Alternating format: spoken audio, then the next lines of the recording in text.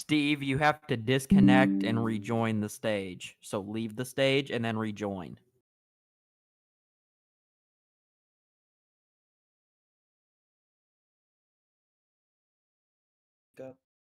There you go. There you go. I just gave my whole damn speech and not a single person said anything. Hell. Let's get the folks back in here and then we'll get started.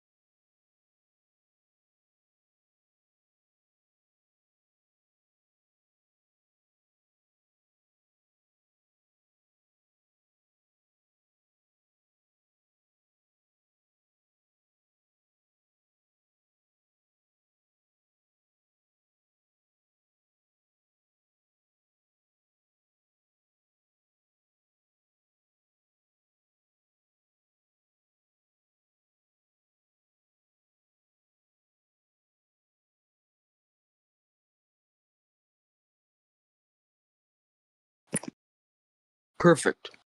Alrighty, well, thank you everyone for coming. Let's try this again. I would like to quickly thank and acknowledge Chairman Carter and the House Help Committee for the well-organized hearing that I had with them yesterday. You know, we had a great hearing. We spoke about some major issues that are threatening American healthcare right now, including the virus, maternal healthcare, and other issues. I would like to had a great conversation about it. We answered questions. We got to the bottom of many up in the air that we didn't know before. But let me cut right to the chase about why you are all here. The update on cases. If the stream can go to the left of me to the TV there, we have on the TV, we have the current count of infected and the current count of those in quarantine. We have 3 cases that are all right now being treated at the CDC in Atlanta, and we have 191 individuals quarantined for possible exposure to this virus. Now, I must say that the 3 individuals who are infected are in great condition. They are doing well. In fact, I spoke to one this morning. We are expecting a full recovery for them with limited side effects. They are some of the lucky ones. This virus is, I shouldn't say scary, but as a doctor, it's scary. It has a 40 to 60% survival rate, which is low. But I am proud to say that the CDC and HHS worked diligently to stop before it could get to the wider American public. If there are any more threats to the American health public from this virus, we will work studiously to jump on it before it can grow even more. Moving forward, our plans are simple. We will address needs as they come. As you see, you might think, well, Dr. Rossi, why aren't we going for prevention? It's because not enough data has been found about this virus yet to prevent against it. We can only do general guidelines that may have a shot. Once we do more research, once I learn more about this virus, we will update our protocol as necessary. But for now, I'd like to assure the American people that at this time, there is no threat to your health. And to end off, a special thank you to the Surgeon General. He's a great guy. I've known him for years. He's a great colleague, and he's done some great work on the inside to help deal with this crisis. Now I will let's have a few people come up for questions, and then I'll be done. Questions, comments, concerns? Anybody? Good morning. morning. Oh, This is good this morning, is Mr. this. President. No, this is not the president. This is Steve Dilly from Fox News. How are ya? Oh, I am highly blessed and favored. How are you doing? Good. I'm so great. I just came over from the White House. We saw Gibson Moore give his press briefing. Great guy, truly fantastic guy. Just a real quick question for you, Steve. Do you plan on being at the State of the Union tonight? To be honest with you, I have not decided that at this time. Hmm. I'm. We're still very busy over at the HHS dealing Hmm. with this crisis. Hmm. Steve, are you a Christian? Yes, I am. I'm a Catholic. Steve, do you know of the Bible verse Proverbs 3:5-6 that says, "Trust in the Lord with all your heart and lean not on your own understanding. In all your ways submit to Him, and He will make your path straight." Are you aware with that verse? Yes or no? Yes, I am. So why are you not trusting in the Lord and just showing up? The Lord also wants us to be His noble speed in protecting lives and making the world a better place to live, doesn't He? But the Lord also wants to make sure that we are trusting in him. And if the president is, let me change my name really quickly so people don't think I'm President Robert speaking. Give me just 1 second. You Um really do sound like Him. Are I y'all really I related? really do sound like him. The president is a noble servant sent to the Oval Office by God. And so if the president says that there is no threat, then that's obviously a message coming from God. Well, I'll update the public later on whether I'll be going to the State of the Union. Like I said, I'm a very Uh, busy guy. We have uh, the HHS is handling big business right now, and the big business needs to be handled. Um, and Without the further president, ado, let's right? move to our next question. And the president is apparently going to be talking about healthcare reform. Can you confirm or deny what he will be discussing in his speech, along with healthcare? I'll let the president handle that. Alrighty, perfect. Well, thank you very much, Steve. Great guy. Thanks so much. Thanks. Lord. Okay, next one. Hello, Mr. Austin. How are you doing? Hello. I'm good. I'm good. Oh, Oh, oh I'm sorry. Lord. Oh, Oh, I'm sorry. I must have a little bit of a frog in my throat. Okay. Anyways, Mr. Secretary, He's got the um, virus. Everybody, get down. Get down. He's got the virus.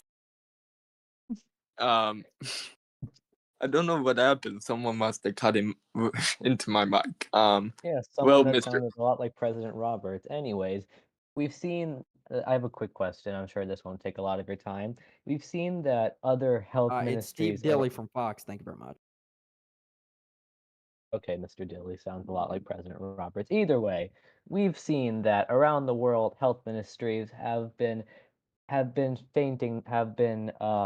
alluding that they would like to collaborate with each other in order to create a sort of international effort to come up with a cure for this virus. Will you or the Department of Health and Human Services be joining those efforts? You see, Mr. Austin, right now, my main focus is ensuring the healthcare of the American people. Once we get that out of the way and that there is no more threat to the American people, yes, I will be willing to work with select international partners on advancing protocols and possibly bringing new treatment protocols that we are using for the free and stable condition worldwide. Alrighty, Mr. Secretary. Thank you very much. Ooh, I need some Tylenol. Good day, sir. Yeah, can the CDC scan that guy on the way out? Thanks. Okay, let's pull up the next person. Hello. Oh, yes. Mr. Hey, Secretary. hello, Mr. Boris. Yes, How are you? yes. Hello. Boris from ABC. Um, so I understand that you went to committee um a few days ago, or it was recently, and you testified in front of the committee about owning a business and while being secretary, and some some representatives are not happy about it. What are your thoughts about it, and what do you say to representatives that do not support it? Well, you see, Mr. Johnson, I believe we had a clear and concise committee hearing about the topic. The update, I have fully recused myself from all financial matters within my company due to this committee hearing. However, I will say that I will remain in an advisory role at my company. This is the reason why. I believe that public good and private good can interrace to make the American healthcare system even better. You see, if there's a great invention that the CDC stumbles upon, they need good partners to be able to get that great invention out to as many American people as it needs. Now, I wouldn't work with my own company because that's a conflict of interest, of course, but the table is open to working with other companies to possibly do public-private partnerships that will create jobs and boost the economy. And my final question: um, do you think cabinet members should be allowed to own their own business? Yes, I do believe. I believe as the right of any American to start their own business. And if anybody says, "Well, Dr. Rossi, you can't own this," I founded that company with my not my blood, but my sweat and tears back in 2000, and I will not be leaving it anytime soon because I worked there as a surgeon, a doctor, and I am proud to say that I own the company, but I am even prouder to say that I am Secretary of Health and Human Services and that I serve the public good. Thank you, Mr. Secretary. Alrighty, any more questions? Yes, hello, Mr. Houston. Yes, this is Arik Houston from the Indigo Ledger. I have another well, this is my first time coming up here. This is my first question. What you said before that the Department of Health and Human Services is going to take enhanced screening measures. Could you provide us with some insight with exactly what measures the department's taking to screen for viruses and how expansive these screenings are going to be? You see, for the next few, I'll have to speak to the president about this, but my hope is that in the next few months and years, as long as this virus remains a threat, we will have screening booths at international airports to screen passengers from countries with this virus. The details of the screening include a symptom check. We will be checking for the symptoms of the virus, including coughing, high fever, mental confusion, etc., etc. We may also think about think about working with other international partners about doing a fast PCR test, meaning that these individuals would have to bring a negative test result with them before they would be granted entry into the United States of America. Okay, and I have one more question. We've seen in the past that when a large virus or a pandemic or something like that occurs worldwide, there are some actors who tend to try to harness that power, try to harness that virus for rather unsavory means or means promoting terrorism. Does the Department of Health and Human Services have any fear that will happen with this virus? And what measures is the department taking to ensure that that the virus isn't getting into the hands of any unsavory actors? You see, well, what you see here, this is all speculative. At this point, the virus, from what I understand, it's a very serious virus. However, it does not survive well out of its home environment. So personally, and this is speaking from my own experience dealing with all this, I do not see. But the HHS will of course be taking actions against it. For example, the CDC in Atlanta is one of the most secure facilities in the world. Hell, it's probably competing secureness with the White House or the room we're standing in now. It contains viruses. It contains all our research over the last 60 years of CDC healthcare, and we're not just going to let that go willy nilly out into the public. So yes, we will be taking steps. I'll be working with the State Department on that issue, and I'll be happy to update you if we do something about it. Okay, thank you, Mr. Secretary. Ooh. Oh lord. Alrighty, anybody else? Nope. Going once, going twice, sold. Excellent. Thank you everyone for coming. Have a lovely day, and I will be seeing you again tomorrow.